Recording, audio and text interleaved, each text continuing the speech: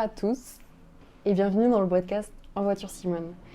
Aujourd'hui, pour le dernier épisode de l'année, on se retrouve en vidéo sur YouTube et en audio sur toutes les autres plateformes de streaming, Spotify, Deezer, Amazon, Google, tout ce que vous voulez, même Apple Podcast. Je suis partout dans vos oreilles. Pour YouTube, j'ai décidé de filmer pour changer un peu et aujourd'hui, on fait un auto-interview.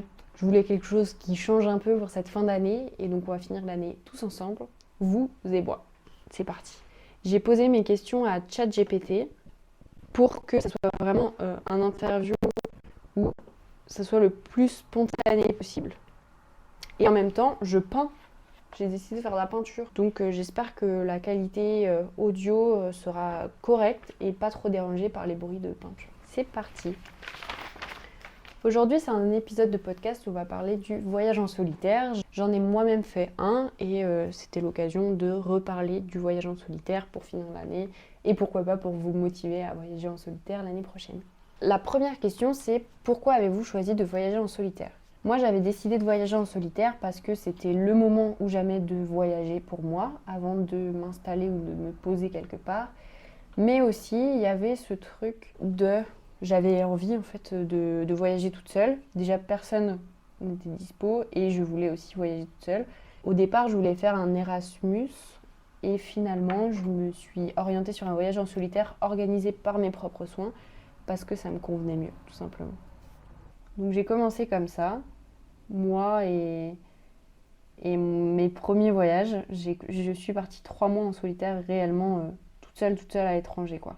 Ensuite, quelle a été votre première expérience de voyage en solitaire et comment cela a-t-il façonné vos voyages ultérieurs ?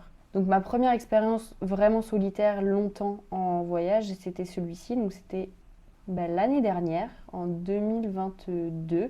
Je suis partie en septembre pour 3 mois. Donc j'ai commencé par l'Autriche, j'ai passé ensuite 1 mois à Budapest en Hongrie et ensuite j'ai fait un voyage, un road trip ou un bus trip, je ne sais pas trop comment vous appelez ça, sur 9 pays au niveau de l'Est de l'Europe.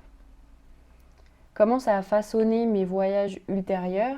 Je pense que ça m'a vraiment apporté quelque chose et que j'ai toujours une envie profonde de revoyager en solitaire. Peu importe le voyage, peu importe le type de pays ou autre, je sais que j'y retournerai toute seule, je retournerai dans d'autres pays toute seule. Ça m'a vraiment appris à me connaître et du coup ça m'a vraiment appris à avoir envie de refaire des trucs toute seule, sans attendre les autres pour voyager. Et donc j'ai trouvé ça hyper chouette de juste kiffer toute seule, tout simplement. Donc ça m'a appris pour mes prochains voyages. J'ai refait des voyages par la suite, mais en tout cas ça m'a beaucoup appris sur ma vie quotidienne en fait, et ma façon d'être avec moi-même, ma façon de penser, un peu tout finalement. En fait, ça m'a vraiment appris à être moi-même et à savoir comment moi j'étais et comment je fonctionnais. Quels sont les avantages que vous trouvez à voyager seul par rapport au voyage en groupe ? Un des avantages, mais je pense que tout le monde s'en doute, mais un des premiers avantages, c'est que tu fais ce que tu veux. Genre, si t'as une journée où t'es trop KO et que t'as envie de faire la sieste ou que t'as de visiter, tu peux le faire. S'il y a une journée où t'as envie de faire un truc complètement bateau, mais genre, je sais pas, aller dans un café, tu peux faire. Genre, t'attends pas les autres, personne t'attend, à l'inverse aussi. Genre, tu fais tes trucs, profite, et c'est trop kiffant de juste faire ce qu'on a envie de faire sans devoir attendre d'autres personnes et de potentiellement moins aimer notre voyage et d'être frustré, quoi. Genre, ça, c'est le premier avantage qui est vraiment génial. Et aussi, j'ai pu organiser mon voyage toute seule en amont. Donc, j'avais premièrement organisé du woofing. Et donc ça a été vraiment fait un peu plus en avance. La partie road trip, elle a été organisée complètement différemment parce que, genre, au départ, je devais aller en woofing dans les pays du Nord. Sauf que, on m'a jamais répondu alors qu'au début, ils étaient grave chauds et tout. Donc moi, je m'étais préparée pour ça et finalement, au dernier moment, je me suis rendu compte que j'avais des réponses de personne.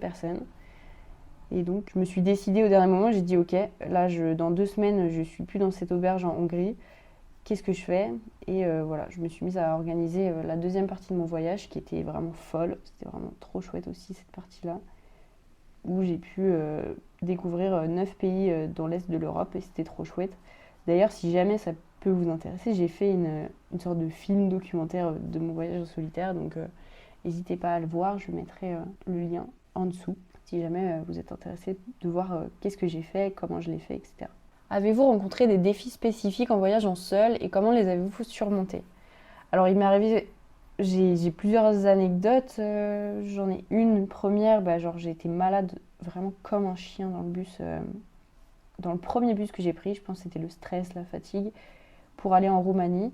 Je me suis retrouvée du coup à la gare en Roumanie, donc à Timișoara, malade comme un chien, mais genre malade sa mère. J'avais vomi à la douane et tout, vraiment, c'est une situation qui est vraiment désagréable et en plus tu connais personne, tu parles pas la langue, les Roumains ils parlent pas trop anglais, enfin ça dépend lesquels, mais voilà, bref, j'ai dû me dépatouiller pour trouver l'auberge de jeunesse. En fait, tu deviens hyper débrouillard en voyage seul parce que tu peux compter que sur toi, en gros, parce que t'as personne pour t'aider. Après, tu peux demander aux gens, mais voilà, faut faire attention aux gens, faut aussi vouloir faire confiance. Moi, j'ai fait confiance à un Roumain qui m'a donné des médicaments et merci à lui, parce que ça m'a vraiment donné confiance un peu en moi et ça m'a permis aussi d'aller à mon auberge de jeunesse sans problème après. Enfin, genre, je veux dire, j'allais un peu mieux, donc j'ai pris un Uber Eats, pas du tout, un Uber, et puis je suis allée à mon auberge. Et grâce à lui, voilà, ça a été vraiment un premier pas. Et en plus, ça arrivait vraiment le premier jour, quoi. J'ai passé la nuit dans le bus et j'étais malade et j'étais pas bien. Et là, c'était... Fallait que j'y aille, quoi. Fallait que je fonce vraiment. Enfin bref, je me suis un peu éparpillée, je crois. Des défis spécifiques en voyageant seul. En fait, tu te surpasses. Finalement, voyager seul, ça t'apprend à te surpasser vraiment constamment sur qui tu es, qu'est-ce que tu fais. Parce que tu te débrouilles tout seul, tout le temps. Quand tu voyages seul, voilà, comme je disais tout à l'heure, il n'y a personne pour t'aider, il n'y a personne pour te donner des conseils. En tout cas, tu rencontres plein de gens qui peuvent te donner des conseils sur la manière de voyager et tout. Mais une partie de ton temps aussi, tu le passes tout seul quand tu visites, machin. Tu deviens débrouillard en fait de tout ce qui t'arrive. Et c'est hyper chouette, hein, franchement. Je recommande aussi ce truc-là de savoir apprécier son temps solo. Parce que vraiment, vous passez beaucoup de temps seul. Mais aussi... du coup, ça permet de devenir archi débrouillard. Et c'est trop, trop chouette. En fait, de se rendre compte que chez nous, en France, on a trop l'habitude, en fait. Tout est pré-mâché, le travail et tout. Il y a beaucoup de choses qui sont... On est aidé. Et là, de te retrouver dans un cadre comme ça, tu sais pas trop où t'es, tu sais pas trop ce que tu fais, mais t'y vas. Et je sais pas, ça donne confiance. C'est trop chouette.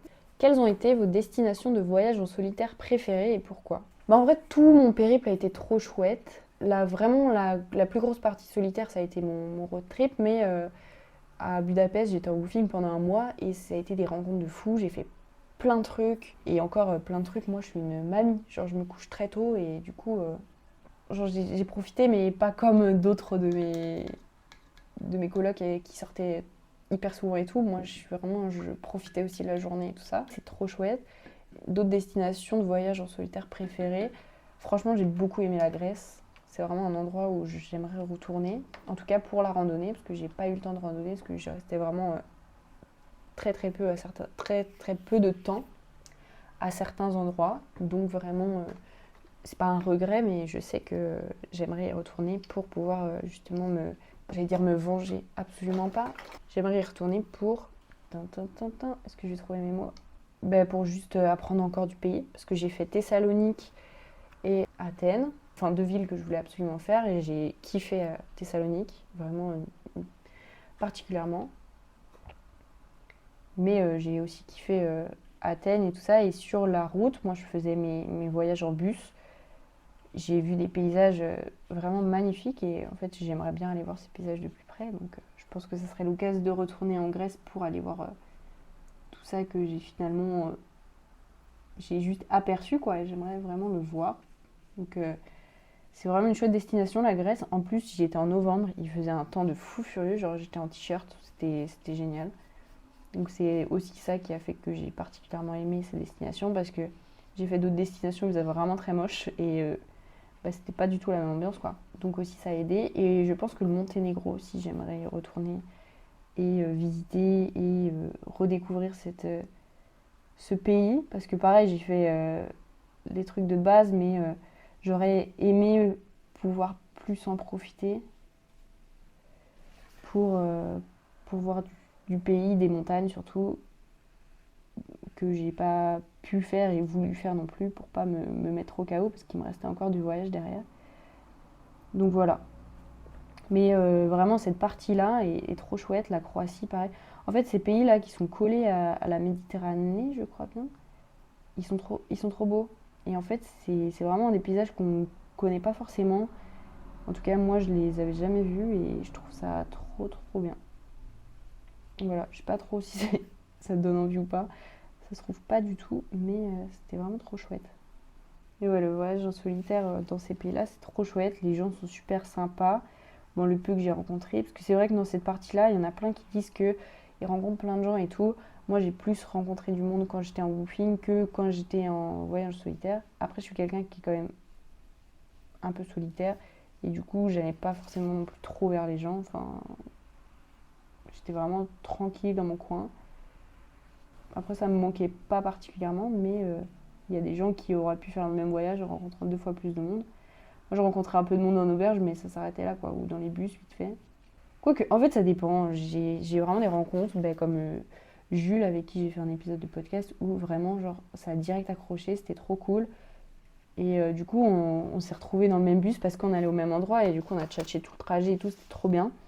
Mais il y a d'autres moments où j'avais un logement individuel parce que après 3 semaines en auberge de jeunesse, il y a certains moments où je voulais retrouver une intimité et je sais pas, être tranquille dans ta chambre, t'es tout seul et tout, ça fait du bien aussi quand tu passes énormément de temps avec des gens.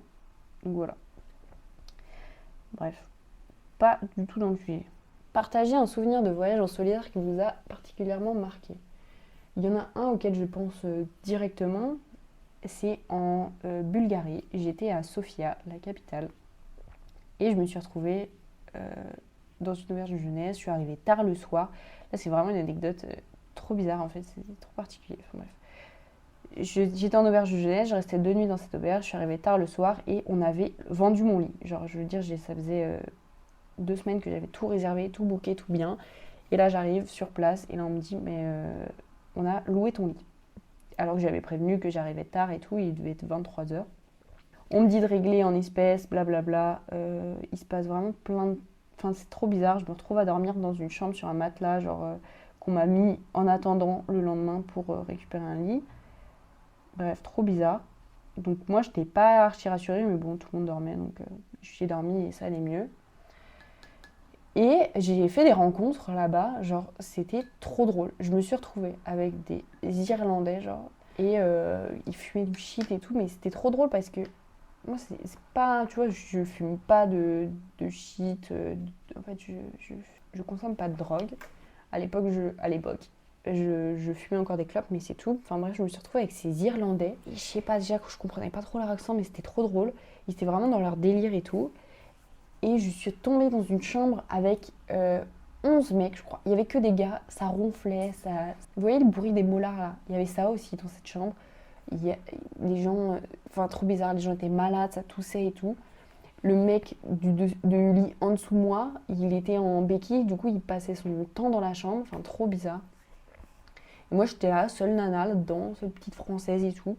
Trop drôle et en même temps, ma mère écoute ça, elle en sueur, tu vois. Enfin, en vrai, il aurait pu m'arriver tellement de trucs, mais non, parce que c'était des gens au final qui étaient là en auberge comme moi, tu sais, tu voyages et basta quoi. Donc trop drôle et en même temps trop bizarre, mais bref. Et ce soir-là, je me retrouve avec les Irlandais, on papote et tout, on tchatche. C'était bien rigolo. On passe la soirée, moi je vais manger et tout.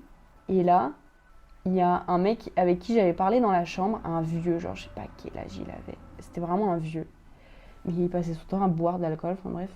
Et ce mec revient, j'étais dehors en train de fumer une clope, et là ce mec revient et je me rends compte que ce mec a un tournesol dans les mains. Genre je suis là en mode bon, ok. Et là il cherchait quelqu'un, je voyais qu'il cherchait quelqu'un. Et nous on avait discuté, je sais pas, une demi-heure plus tôt, en mode qui vous êtes, d'où venez-vous, machin. Une conversation d'auberge de jeunesse, vraiment, hein, en mode tu rencontres les gens et puis basta quoi. Il cherchait quelqu'un et il demande à un des Irlandais. D'ailleurs cet Irlandais mort de rire, c'était un genre vous voyez les colliers à l'américaine et tout. Enfin, c'était trop drôle, c'était un sketch, je me suis... En fait, il était connu, il paraît, en Angleterre et tout, il passait à la télé, il m'a montré des interviews et tout. Enfin bref, c'était pas le sujet. Et du coup, ce mec me cherchait. Donc moi, je commence à me cacher un peu, je me dis, oh, trop lourd et tout, j'ai pas envie. Il me cherche, il finit par me trouver et il me donne le tournesol. En vrai, c'était hyper gentil, hein, mais moi, je suis pas trop attachée à ce genre de truc. Genre, je vis un peu ma vie de mon côté, de manière générale. Donc, j'étais en mode, ok, merci. Donc, ce tournesol, je l'ai laissé sur mon lit en partant. Parce que je partais tôt le matin, donc je croisais personne. Vraiment, je partais à 5h du matin de cette auberge.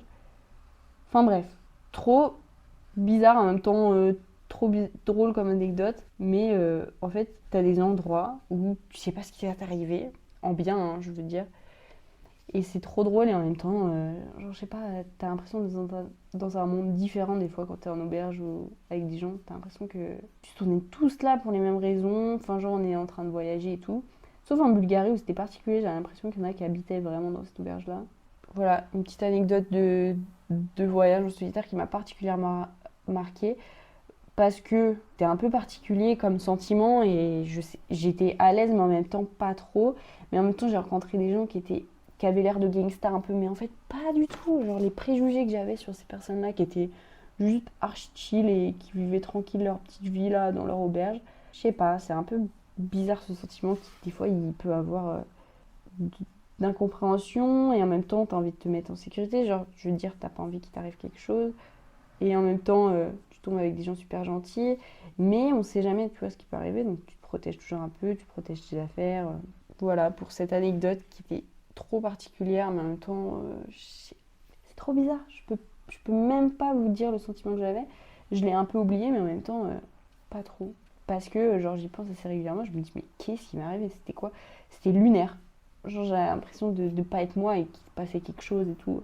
Dans un autre univers, parce que c'était trop particulier comme moment. Enfin bref, voilà. Un souvenir qui m'a particulièrement marqué, même si il s'est passé tellement de choses en positif, je veux dire des villes qui m'ont particulièrement marqué. J'ai rencontré pas mal de gens quand même, mais cette personne-là, ce vieux au tournesol, là, j'ai encore la photo du tournesol, genre, c'est tellement particulier que bref, voilà. Je suis restée vraiment longtemps sur cette anecdote du tournesol alors que c'est pas forcément hyper intéressant. Enfin, bref. Comment prenez-vous soin de votre bien-être émotionnel et physique pendant vos voyages en solitaire? Ça, c'est une question qui est assez intéressante parce que je crois que j'ai pas su faire.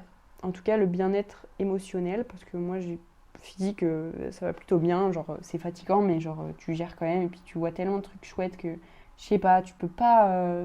Tu fais l'impasse sur le physique, c'est pas grave. Par contre, émotionnel, je me suis rendu compte qu'à certains moments, genre, c'était compliqué. La première fois que je me suis retrouvée en logement toute seule, c'était en Grèce, il me semble. Et c'était trop particulier comme moment parce que j'avais l'impression de me retrouver avec quelqu'un que je connaissais presque pas, tu vois, alors que c'était de moi à moi-même. C'était trop bizarre. Et en même temps, ça m'a fait du bien parce que j'ai pleuré. Ça faisait 3 mois que j'avais pas pleuré, que juste j'avais besoin d'évacuer parce que j'étais tellement toujours entourée de gens que j'avais pas eu l'occasion de relâcher un peu mes émotions. Du coup, j'ai pas trop su faire avec mes émotions. Je les ai un peu laissées justement se cacher, mais aussi faire leur vie de leur côté. Je sais pas, c'était vraiment un truc à part entière. J'ai l'impression que d'ailleurs, j'ai fait un peu cette impasse de toutes ces émotions que j'ai eues. Mais grâce à ça aussi, j'ai appris à me connaître comme je me connaissais. Tu sais, tu te connais, mais en voyage solitaire, tu apprends vraiment à te connaître parce que bah, tu te rends compte que tu peux être super débrouillarde par rapport à une vie genre chez toi, je sais pas, chez tes parents ou dans ta zone de confort, quoi. Donc c'est impressionnant comment ça peut avoir un impact positif, mais j'ai pas su gérer. J'ai pas su en prendre vraiment soin parce que bah, je crois que c'était tellement court comme période que je me suis pas laissé le temps d'en prendre soin et je me suis dit allez au pire on verra ça au retour. Je sais pas, c'était hyper particulier comme moment, comme sentiment. Je savais que j'étais là, mais en même temps, j'avais l'impression d'être un moi dédoublé. Genre, j'avais l'impression que je vivais des choses que maintenant, j'ai l'impression de ne pas avoir vécues. C'est trop bizarre comme sensation.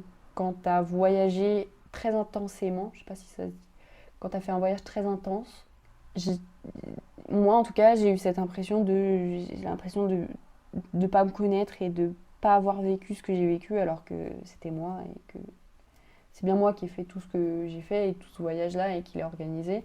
Donc ça a été, je pense, très prenant dans mon mental, mais en même temps, j'ai l'impression d'avoir fait l'impasse de tout ça et d'avoir oublié.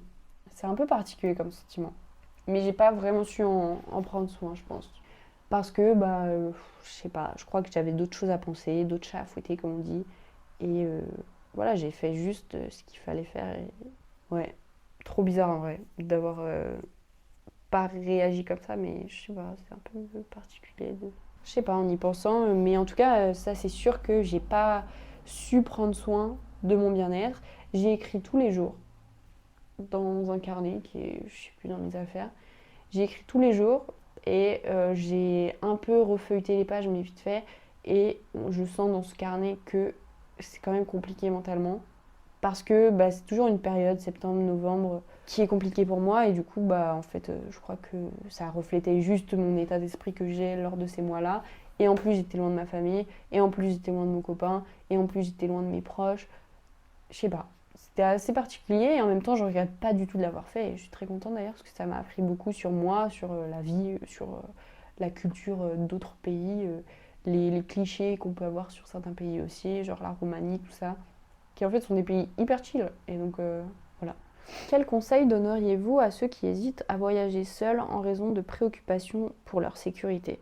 Alors, je me suis rendu compte que moi j'avais pas trop peur en fait. J'étais plus un instinct de fonceuse et du coup je me rends compte après qu'il y a des trucs qui auraient pu mal se passer. Comme en Bulgarie par exemple. Ou comme en Roumanie quand j'étais malade dans le bus. Il aurait pu m'arriver plein de choses et j'avais pas peur. Moi je pense que des fois il faut un peu oublier cette peur même si c'est important de penser à la sécurité, comment ça se passe et tout. Mais je crois que si t'as trop de peur, t'avances plus. Et que, en fait, les peurs, elles te stoppent vraiment, qu'il faut vraiment les épargner de ta façon de penser. Genre, pas les épargner, les faire reculer. Parce que si t'as trop de peur, vraiment t'avances pas. C'est compliqué d'avancer quand tes peurs elles prennent le dessus. D'ailleurs, c'est compliqué de se lancer même parce que les peurs freinent beaucoup et c'est trop dommage de se faire freiner par ces peurs. Genre, vraiment, ça vaut archi pas le coup d'avoir peur. Des fois, c'est un instinct de survie, ou. Enfin, je sais pas comment dire. Je pense que des fois, c'est ton cerveau qui te prévient qu'il peut arriver telle ou telle chose. Mais je pense que si tu te lances pas, la première fois, tu te lances jamais. Et franchement, ça vaut pas le coup. Il faut que vous tentiez vos aventures. Il faut que vous tentiez tout ça. Parce que c'est des trucs de fou qui se passent, en fait. Et c'est votre, je sais pas, votre personnalité, votre personne, elle changera par ces voyages que vous allez faire. Vous allez apprendre beaucoup, vous allez vous devenir débrouillard et du coup cette sécurité que vous avez besoin parce que vous avez peur et tout ça, elle va aussi s'estomper. La sécurité c'est très important et je comprends les gens qui ont besoin de sécurité tout ça. Mais à partir du moment où de toute façon vous partez seul, il peut se passer n'importe quoi. Comme quand vous partez entre amis, il peut se passer des mauvaises choses. Mais il peut se passer énormément de choses positives, encore plus que de mauvaises choses, j'ai l'impression. Si vous partez déjà avec l'esprit en mode oh, ça va mal se passer, machin, oui, ça va mal se passer. Parce que en fait, vous attirez le négatif et du coup, le négatif va prendre le dessus et vous n'allez même pas voir le positif et donc pour vous, tout sera négatif, tu vois. Donc il faut un peu se détacher de ses peurs, même si c'est compliqué, je pense. Je pense vraiment qu'il faut se détacher de ses peurs et de foncer. Parce que c'est des expériences qui, vous pouvez le faire maintenant, vous pourrez peut-être pas le faire plus tard. Et il y a plein de choses qui rentrent en jeu, en fait. La vie, de manière générale, si vous avez l'occasion de partir et vous avez juste une petite peur pour partir, mais sinon vous pouvez vous lancer, lancez-vous. Franchement, lancez-vous, carrément.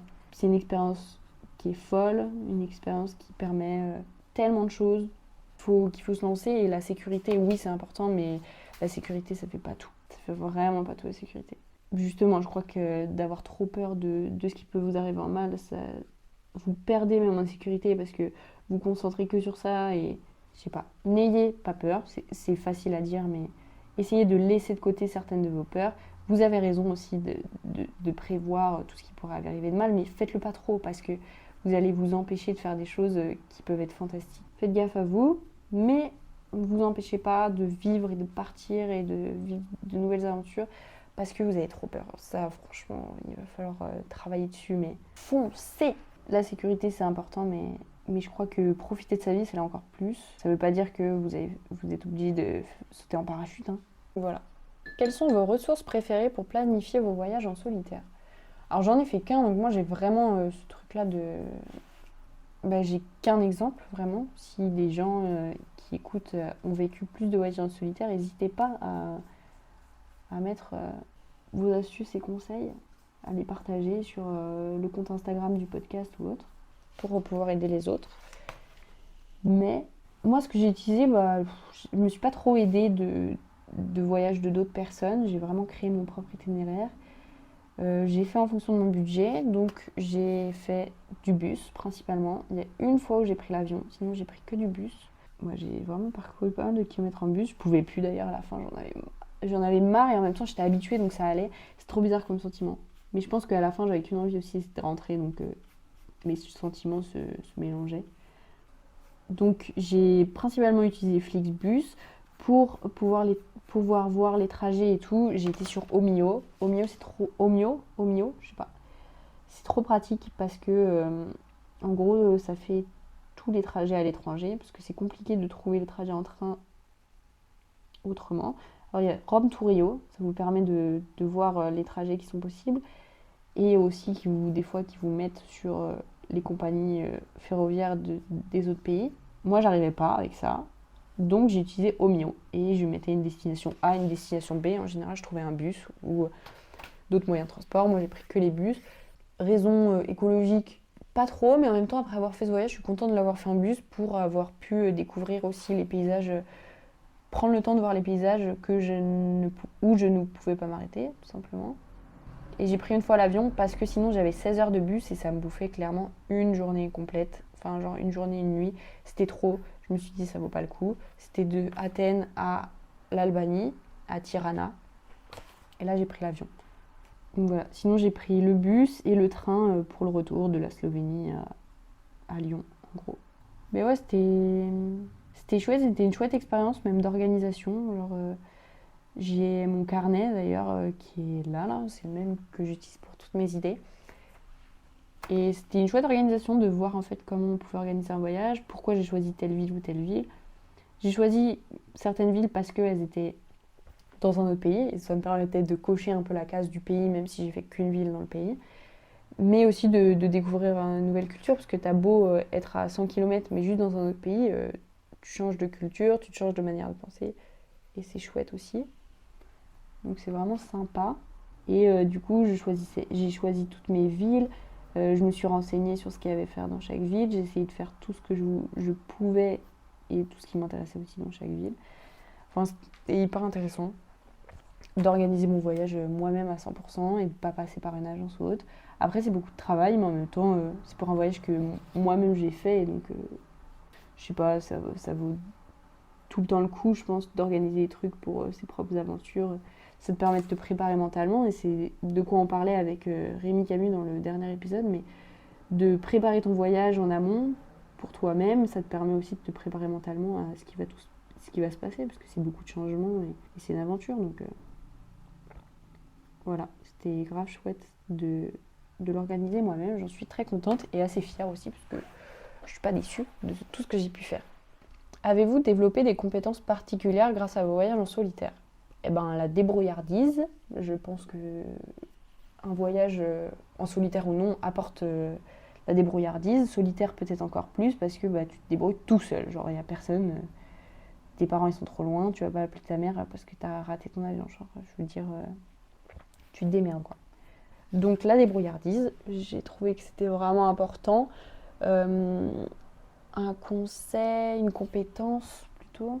Une autre compétence. Je pense que j'en ai vraiment acquis plein et même au niveau de l'anglais, je pense que ça va m'être amélioré aussi pendant ce voyage-là parce que tu parles tout le temps anglais parce que personne parle une autre langue. Il m'est arrivé trop de trucs parce que je me suis retrouvée aussi, j'ai trouvé le téléphone de quelqu'un. En fait, il y a quelqu'un qui passait en scooter vélo là, je sais pas si vous voyez, c'est une sorte de scooter mais ça ressemble à un vélo un peu. Bref, et ce monsieur a perdu son téléphone, je pouvais pas courir, j'avais ma valise de 20 kilos, impossible de la rattraper, il allait trop vite.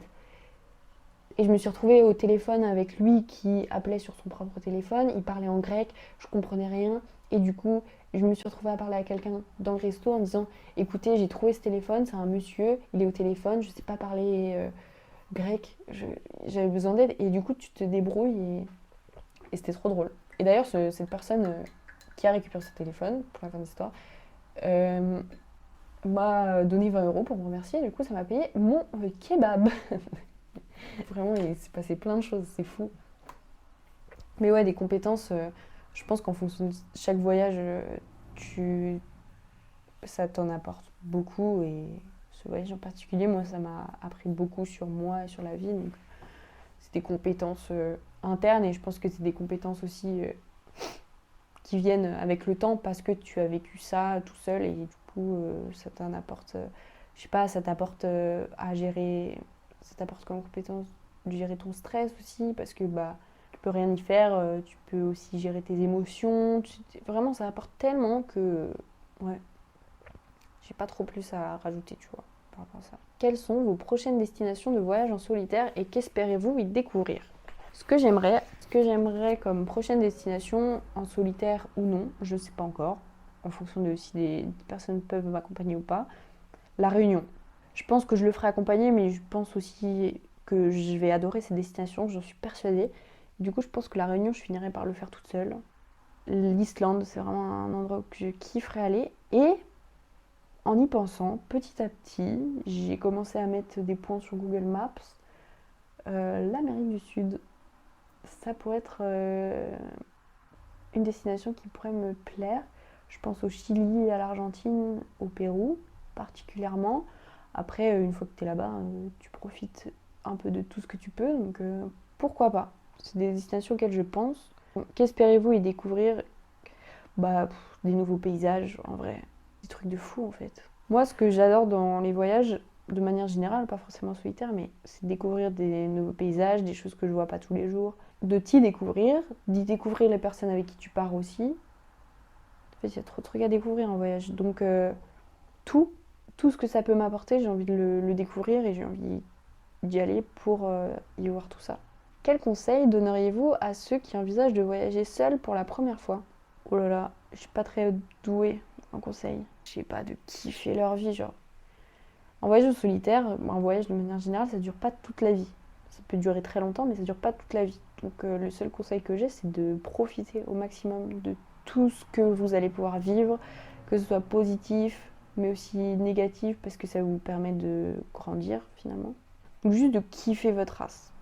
De kiffer, de ne pas avoir peur de vous lancer, de foncer. Faites attention quand même à vous, je veux dire, faites pas n'importe quoi, mais kiffez juste. Ça, c'est vraiment le conseil où je peux que mettre en avant. Et si vous pouvez même, c'est documenter tout ça et juste d'avoir ces souvenirs qui sont dans votre tête et que vous aurez partagé avec vous-même. Parce que ça aussi, c'est un truc qui se passe au retour, mais c'est que c'est tellement des souvenirs que vous avez vécu seul et c'est des souvenirs qui sont quand même forts que ça peut être plus dur des fois de les partager à d'autres parce que bah, ils n'ont pas le même recul ou la même vision de ce que vous avez vécu. Du coup, essayez de vous créer des souvenirs pour vous, et c'est pas parce que vous êtes parti tout seul que vous n'avez pas le droit de créer un souvenir pour vous-même, des photos, des machins.